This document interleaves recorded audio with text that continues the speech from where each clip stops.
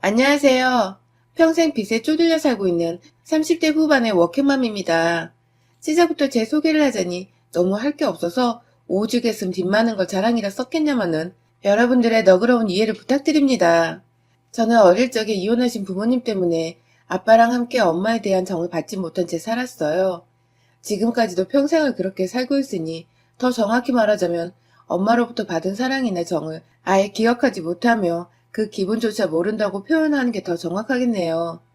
밥을 굶거나 옷도 입지 못하고 사는 등 궁핍하게 산 건 아니었지만 교사 생활을 했던 아버지는 저에 대해서 관심이 하나도 없으셨기 때문에 제가 뭘 필요로 하는지를 전혀 물어봐 주신 적이 없으셨고 어려서 뭐가 뭔지 알지 못했던 저는 필요한 것들, 내가 지니고 있어야 할 것들을 제대로 한번 사달라고 졸라본 적 없이 그냥 난 이렇게 없이 혹은 모자르게 사는 사람이구나 하면서 하루들을 버텼습니다. 생리가 터졌을 때에도 전 그게 평생 줄줄 흘러내릴 줄 상상도 못한 채 그냥 무작정 생리대를 살 생각도 못한 채 학교에 등교를 했었고요.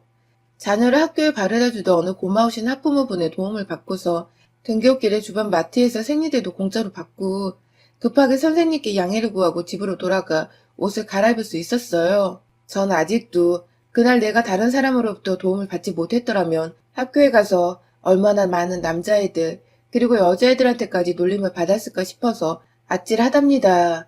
그 정도로 저한테는 감사했던 날과 동시에 다시는 기억하고 싶지도 않은 그런 날이었죠. 학교 다니는 내내 아빠로부터의 제대로 된 보호나 보살핌 받지 못한 채 그저 독립적으로 사는 게 인생이란 걸 일찍 깨닫고 살았고 대학을 들어갈 때 입학금 말고도 도움을 주려 하질 않으시니 저 혼자 알바도 하고 장학금을 받아가면서 대학을 겨우 졸업했습니다. 누가 보면 제가 정말 불우한 가정에서 나고 자란 애인 것 마냥 학교에서 선생을 하면 정년도 보장되어 있고 대학 등록금 정도는 대줄 만한 돈도 벌고 있는 아빠가 있음에도 전 완전히 고아나 다름이 없었어요. 뭐 그마저도 너무 익숙해진 터라 이제는 더 이상 불만이 있지도 않고요. 진작에 대학 졸업하면서 아버지와는 완전히 연을 끊어버렸거든요. 하고 싶은 게 딱히 없었고 오로지 돈만 많이 벌어서 풍족하게 살고 싶었습니다. 점점 자라고 사회에 발을 디디게 되면서 다른 또래의 여자들은 너무나도 예쁘게 그리고 늘 웃으며 행복하게 사는 것 같은데 저 혼자만 세상 침울한 표정을 한 채 불쌍하게 살고 있는 것 같다는 느낌을 내내 지울 수가 없었거든요. 열심히 공부를 했고 과외 알바가 쏠쏠했음에도 이것저것 경력이 될 수 있는 인턴이며 봉사활동까지 시간을 100단위로 쪼갰으면서 스펙을 쌓으려고 했고 그 덕인지 저는 다 밝힐 수는 없지만 전공을 살려 한 회사에 취직을 했습니다. 제가 기대했던 만큼의 연봉을 받았고 그래서 남들은 상사 욕하며 회사 욕에 뭐해 아주 누구 15대는 재미로 살 때 전 뭐가 그리 재밌고 즐겁고 또 감사한지 회사에서 상사가 아무리 욕받이라고 욕을 해줘도 월급만 주면 다 너그럽게 용서가 된다는 마인드로 살았습니다. 태생이 돈을 쓰고 잘하지 못했던지라 돈을 제대로 쓸 줄도 몰랐고 그냥 월급 통장에 턱턱 넣어두는 게 전부였고 그렇게 살다가 딱 한 번 직장 동료의 주식 얘기에 홀려덩 빠져서는 함께 주식에 돈 3천만 원을 꼬라박았다가 2천만 원의 수익을 얻기도 했었어요. 그 바람에 하지 말아야 할 짓을 해버렸죠. 주식 한 방으로 개고생하며 일해야 버는 돈을 쉽게 벌었던 생각에 수중에 있었던 돈의 3분의 2가량을 겁도 없이 쏟아 부어버렸고 결국 여러분들이 예상하시는 대로 그걸 다 홀라당 잃어버리고야 말았습니다. 몇 년간 돈 모으는 재미로 살았었는데 그 돈 한번 제대로 써보지도 못한 채 다 날려버리고는 30이 넘어서 다시금 통장 잔액 0부터 인생을 시작해야 했어요. 내 인생에서 돈을 이렇게 잡힐 듯 하다가 떠나가는 무용지물의 것이구나를 절실히 깨달으며 그때부터 본격적인 제 인생의 이막이 시작되었습니다. 악착같이 돈을 벌면서 악착같이 돈을 모으고 내 앞으로의 인생을 준비하기로 한 것이죠. 결혼 생활이 좋다는 생각을 단 한 차례 해본 적도 없었고 알지도 못했기 때문에 결혼은 당연히 상상 안 했던 것이고요.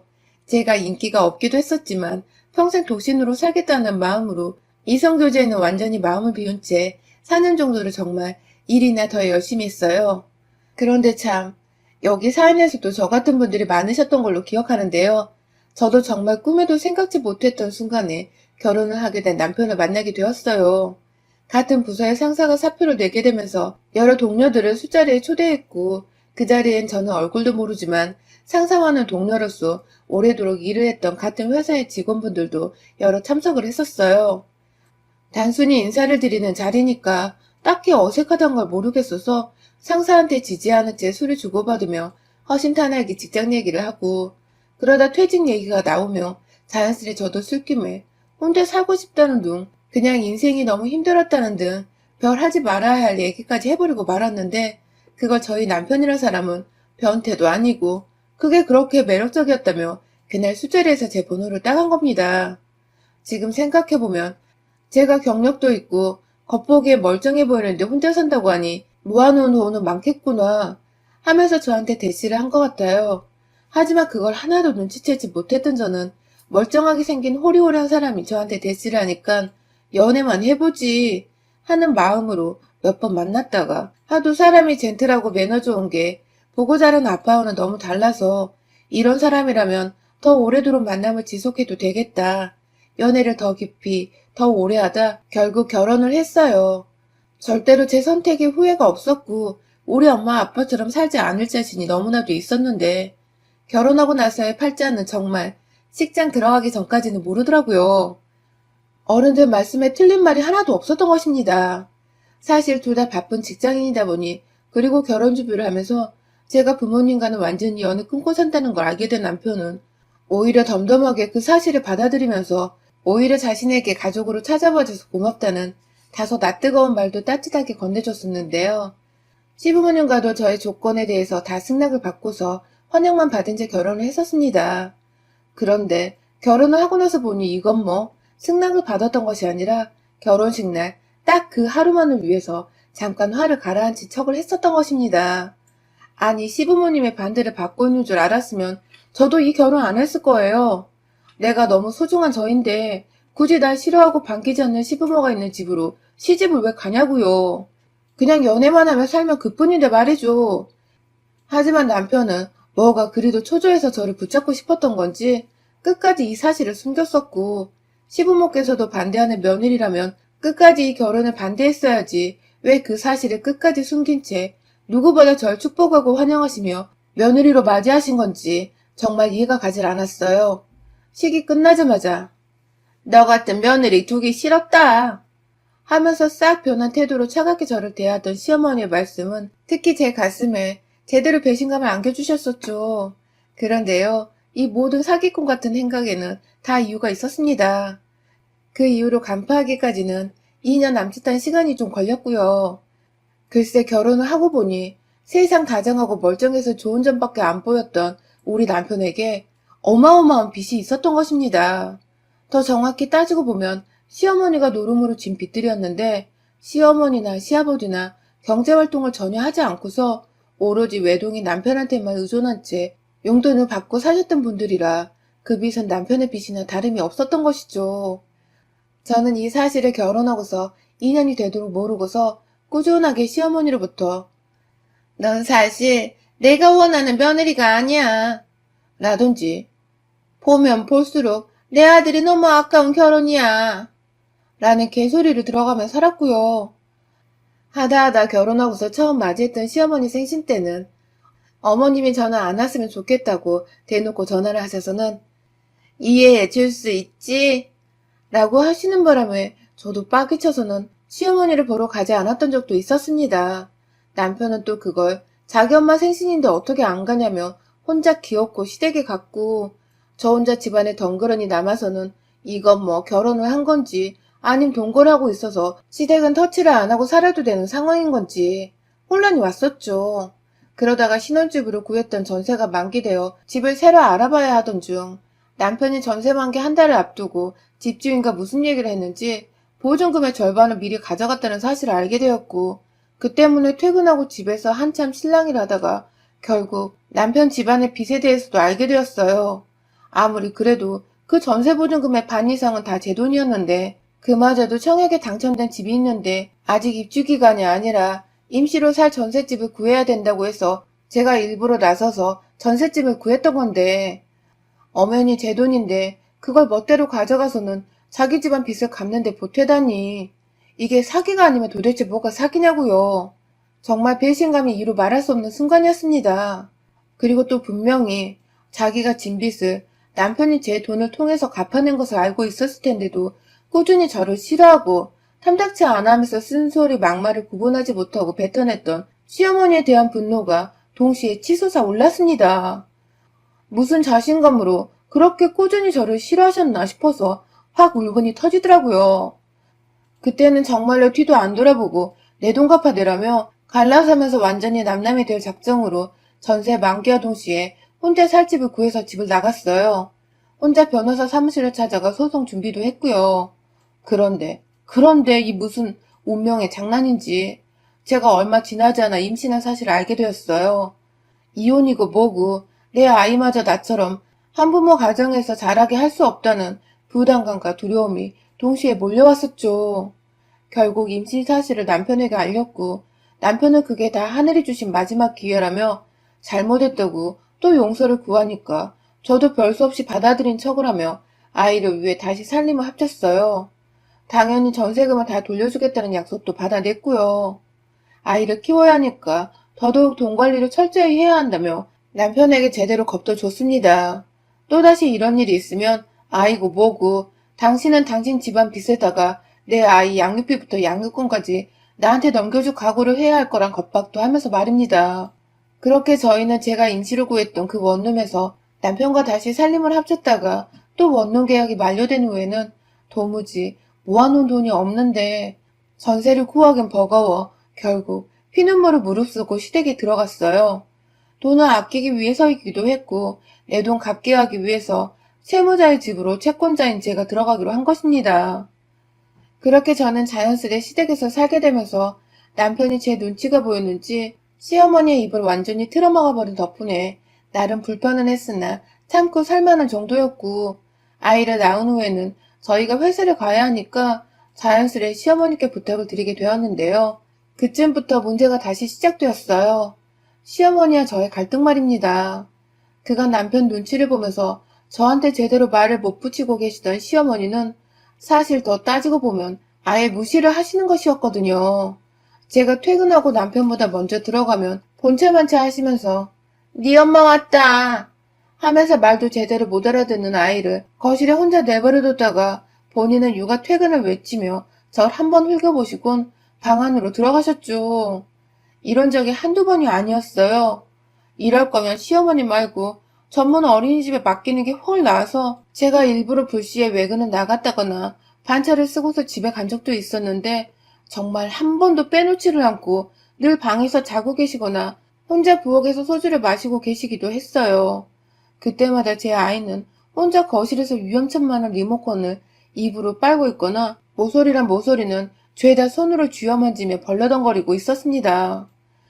그런데 좀 지나서는 급기야 양육비를 요구하시더군요. 아이 키우는데 돈 한 푼 쥐어주지도 않고서 애를 키우라 하냐면서 뭐 이런 천박한 년이 다 있냐고 저보고 아이 키울 자격이 없는 엄마라는 겁니다. 저한테 빌려간 돈을 아직 다 못 갚았다는 사실이 무색하리만큼 시어머니나 아이 양육을 핑계로 다달이 무려 150만 원의 돈을 요구하셨고 당연히 육아를 해주시니 일정의 돈을 드려야 하는 줄을 알고 있었지만 그간 시어머니가 저희 애한테 하셨던 행동들이며 게다가 저한테서 무단으로 돈을 빌려가셨음에도 불구하고 우리 사정 뻔히 아시면서 양육비로 150만 원이라니 정말 염치도 뭣도 없더군요. 친정엄마가 없는 게 이리도 슬픈 적은 처음이었습니다. 내가 내 이름으로 대출까지 받아서는 피땀 흘려 준비했던 내 돈 1억 가까이를 빚 갚는데 써놓고는 전셋집 구할 자신이 없어 기어코 시댁에 얹혀 사는 중인 아들 부부가 불쌍하지도 않은지 돈 150만 원 달라니 그게 무슨 얘 이름이냐 말입니다. 함께 사는 입장이라 싸울 수는 없고 어떻게든 대화를 통해 잘 풀어가 보고자 남편과 미리 상의를 한 끝에 주말을 맞아 시부모님과 대화를 했어요. 코로나로 어디 나갈 수도 없으니 그냥 차 한 잔 끓여놓고 함께 진득하게 얘기라도 좀 해보자는 마음이었습니다. 하지만 시어머니는 귀엽고 저한테 그러시더라고요. 기껏 분위기 잡고 앉아서는 한다는 말이 돈 못 준다는 말이야? 그럼 이 집에서 네가 짐 빼면 내가 없던 일로 해줄게. 라시더군요. 애를 놔두고 엄마 혼자 집을 나가라니 이 무슨 개망나니 같은 신박한 뻘소리인가요? 저보고 지금 집을 나가는 말씀이세요? 라고 어처구니가 없어 되물으니 시어머니께서는 다 들어 처먹고도 모른 척 발 빼맞는 거 봐. 하면서 급기야 제 남편을 바라보며 저거 순 여우라고 얘는 자기한테 맡겨놓고 돈도 안 주고 부려먹으려만 한다며 그래서 자신이 이 결혼을 반대하지 않았냐며 기어코 결혼 반대했다는 얘기를 굳이 그 상황이 또 꺼내들어서는 제가 처음부터 못마땅했다는 말을 하는데 와 진짜 이건 뭐라 도대체 대꾸를 해야 할지 모르겠더군요. 계속 가만히 참고만 있었던 저의 전적인 잘못이었던 것이죠. 빌려간 돈도 저한테 함부로 하는 말들도 제대로 제 아이 돌봐주지 않는 것도 그때마다 화를 내고 문제 제기를 하면 그냥 넘어가면 안 되는 일이라는 것을 알려줬어야 했는데 그쯤 되니 저도 제 자신이 후회스러워 죽겠더라고요. 눈을 지그시 감았다 떴습니다. 제가 화날 때마다 한 번씩 참으려고 하는 의식 같은 것인데요. 옆에서 남편이 그걸 보더니 급기야 엄마 그만해 그만 좀 해 하며 대신 화를 내는데 제 성에는 하나도 차지 않았어요. 어머님, 그래서 제 돈도 안 갚고 제 자식까지 저한테 떼어놓고 저를 혼자 이 집에서 내보내시겠다? 라고 반말을 섞고 되물었습니다. 다시금 제대로 어머님의 의중을 들어보자는 제 나름의 착한 척하는 선의이자 돈 없고 능력 없는 한 노인을 위한 배려였어요. 하지만 시어머니는 뭐? 내보내시겠다? 이게 돈 몇 푼 빌려줬다고 위아래가 없나? 하면서 급기야 내 새끼를 향해 그러더라고요. 아이고 그래도 손주라고 데리고 살려 했는데 지 엄마 팔자는 못 따라가겠네. 집 나가 호러미 밑에서 사람 구실이나 하고 살란가 모르겠다. 하면서 그 어린애를 들쳐업고는 저희 방 안에 있던 조그만 아이 침대에 아이를 들여놓곤 그 침대를 애가 막 중심도 못 잡고 흔들리는 와중에 방 밖으로 질질 끌고 나오는 게 아니겠어요? 저희 애 안을 때부터 이상하다 싶어 저도 제자리에서 일어섰다가 그 꼴을 보니 도저히 이혼도 아직 안 한 마당에 헐어머니 소리까지 듣고는 정말 제 인내심의 한계에 다다랐습니다. 저도 모르게 제 옆에서 어쩔 줄 몰라 하던 남편 새끼 대가리를 주먹으로 쳐버렸어요. 네 자식 저러고 있는데 똥마려운 개새끼 마냥 가만히 있냐? 하면서 남편에게 일차를 퍼본 뒤에 자기 새끼 때렸다며 놀래 야! 하면서 제게 소리를 지르던 시어머니가 달려가 일단 저희 아이부터 떼어놓았습니다. 정신 차린 남편이 뒤늦게 저 따라와서는 얘를 자기한테 달라며 안으려고 하는데 다시 한번 발길질로 차버리고는 너 새끼랑은 당장 이혼인 줄 알아. 라는 말을 남기고 방 안에 보이던 우리 애기 젖병을 들고 나와서는 시어머니 쥐둥이에 집어 넣어버렸어요. 얼떨결에 입에 젖병을 문 시어머니는 뱉어내려고 발악을 하는데 제가 제정신이 아니었어요. 그냥 며느리로서의 체면이며 예의며 다 잊어버리고는 저희에게 분유로 쓰고 있는 통을 열어다가 그 가루를 그냥 확 시어머니한테 부어버렸습니다. 제가 그러고 나서도 화가 안 풀린다며 분유통을 아무 곳이나 기분대로 던져버렸는데 그게 부엌안에 컵을 걸어놓던 거리에 제대로 명중시킨 바람에 줄줄이 컵이 바닥에 떨어지며 깨지고 깨지는 와장창 소리가 나고 아주 개판이었습니다. 그런 와중에 저는 혼자 아이를 들쳐업고 그 집을 나왔어요. 당장 갈 곳은 없지만 당분간이면 될 거라며 유일한 저의 싱글 친구인 대학 동창에게 부탁해 그 집으로 들어갔고 이윽고 에어비를 구해 한 달을 나와 살았어요. 그 사이 제 아이는 어찌할까 하다가 출퇴근길에 수소문에서는 저 회사 상사 아이가 보냈었다는 회사 근처 어린이집으로 아이를 맡겼고 이윽고 회사 안에서도 제가 혼자 아이를 걱정하는 것에 말들이 오고 갔었는지 남편과 제가 별거 중이란 소문이 돌았습니다. 상황이 점점 안 좋아지는 듯 했으나 하늘은 제 편이었어요.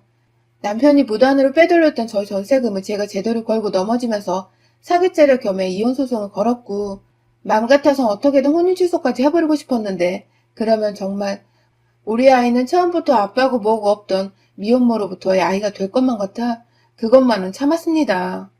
저한테 아이 어린이집 그리고 법률 조언까지 해줬던 상사는 급기야 너무 분하다며 본인 스스로 저희 부부의 진실에 대해 회사에 소문을 내주고 다녔고 그 덕에 말빨 좋은 상사 덕에 남편은 완전히 회사 내에서 쓰레기 취급을 넘어 상대 못할 말종 취급을 당했어요.